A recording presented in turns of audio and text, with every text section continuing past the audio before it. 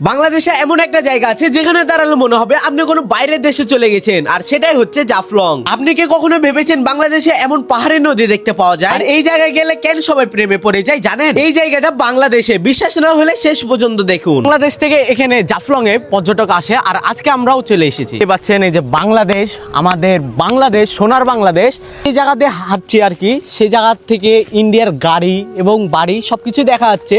আর সামনে ওটা নদী আছে, নদীর ওপাশেই ইন্ডিয়া। তো আমরা শেষ পর্যন্ত যাওয়ার চেষ্টা করব, কতদূর যেতে পারি দেখি।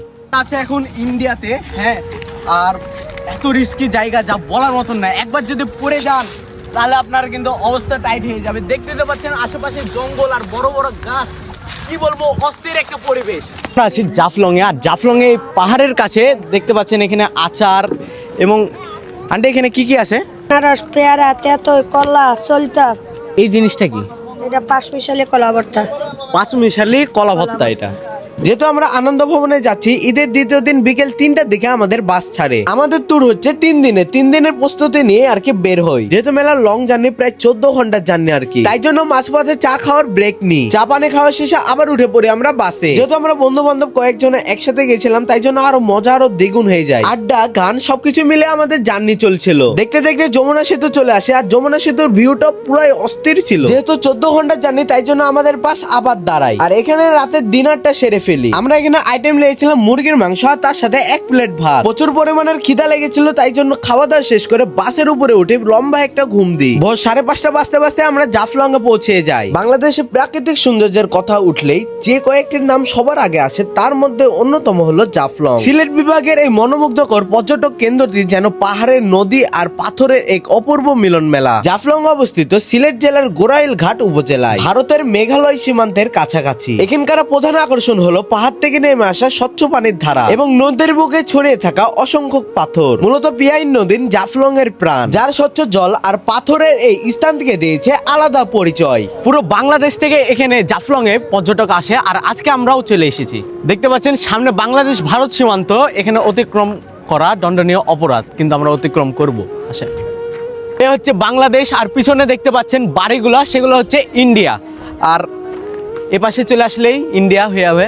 বাংলাদেশের উত্তর পূর্ব প্রান্তে অবস্থিত জাফলং এমন একটা জায়গা যেখানে প্রাকৃতিক নিজেই তার সবচেয়ে সুন্দর রূপটি তুলে ধরেছে। পাহাড়, নদী, পাথর আর মেঘের মিলাতি সব মিলে এটি সত্যিকারের এক স্বর্গরাজ্য। এখানে দাঁড়ালে আপনি খুব সহজে দেখতে পারবেন ভারতের মেঘালয় পাহাড় শ্রেণী, যা পুরো দৃশ্যকে করে তোলে আরো মনোমুগ্ধকর। পাহাড় থেকে নেমে আসা স্বচ্ছ পানির ধারা আর নদীর তলদেশে ছড়িয়ে থাকা সাদা পাথর, এই যেন এক জীবন্ত চিত্রকর্ম। এখানে ভবনে গেলে শুধু প্রাকৃতিক সৌন্দর্যই নয়, স্থানীয় খাসিয়া সম্প্রদায়ের জীবনযাত্রা কাছ থেকে দেখার সুযোগ পাওয়া যায়। জায়গা দিয়ে হাঁটছি আর কি, সেই জায়গা থেকে ইন্ডিয়ার গাড়ি এবং বাড়ি সবকিছু দেখা যাচ্ছে।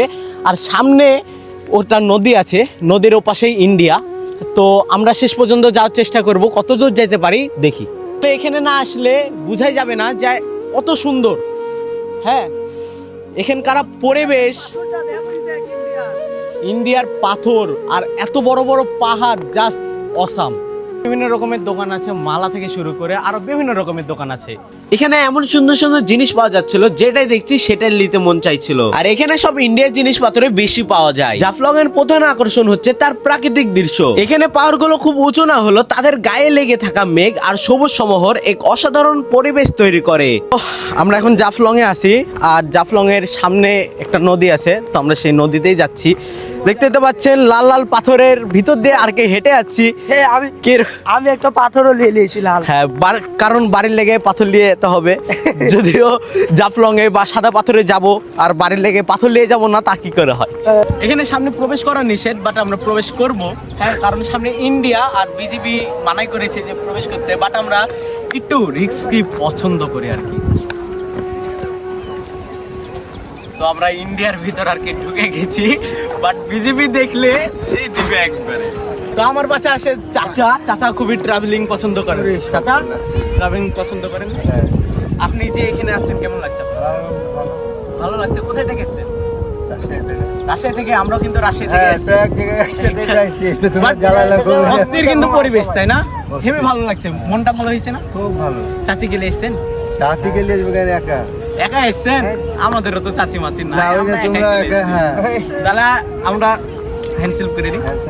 ঠিক আছে থাকেন আমরা ঘুরি এবার ঘুরো এই যে বিপজ্জনক রাস্তা দিয়ে আর কি হাঁটছি এদিক দিয়ে যদিও যাওয়া মানা বাট আমরা যাচ্ছি আছে এখন ইন্ডিয়াতে হ্যাঁ আর এত রিস্কি জায়গা যা বলার মতন না একবার যদি পড়ে যান তাহলে আপনার কিন্তু অবস্থা টাইট হয়ে যাবে দেখতে তো পাচ্ছেন আশেপাশে জঙ্গল আর বড় বড় গাছ কি বলবো অস্থির একটা পরিবেশ যে দেখতে পাচ্ছেন এই যে বাংলাদেশ আমাদের বাংলাদেশ সোনার বাংলাদেশ আর এপাশেই ইন্ডিয়া ওদিকে যেহেতু যাওয়া যাবে না পাশে বিজিবিরা আছে ঠিক আছে ইন্ডিয়া আর এখানে ইন্ডিয়ার সব বাড়ি আছে হ্যাঁ এই যে চলে আসলাম ইন্ডিয়াতে আবার চলে যায় বাংলাদেশে ইন্ডিয়াতে থাকা যাবে না জাফলংয়ে ভ্রমণের জন্য সবচেয়ে উপযুক্ত সময় হচ্ছে বর্ষা এবং শীতকাল বর্ষায় পানির পরিমাণ বেশি থাকায় সৌন্দর্যতা আরো সুন্দর লাগে আর শীতের আবহাওয়া থাকে মনোরম ও আরামদায়ক এই জাফলংয়ে কিভাবে যাবেন ঢাকা থেকে সড়ক রেল কিংবা বিমান পথে প্রথমে সিলেট যেতে হবে সেখান থেকে সিএনজি বা প্রাইভেট গাড়িতে সহজে জাফলং পৌঁছানো যায় যার প্রায় টাইম লাগে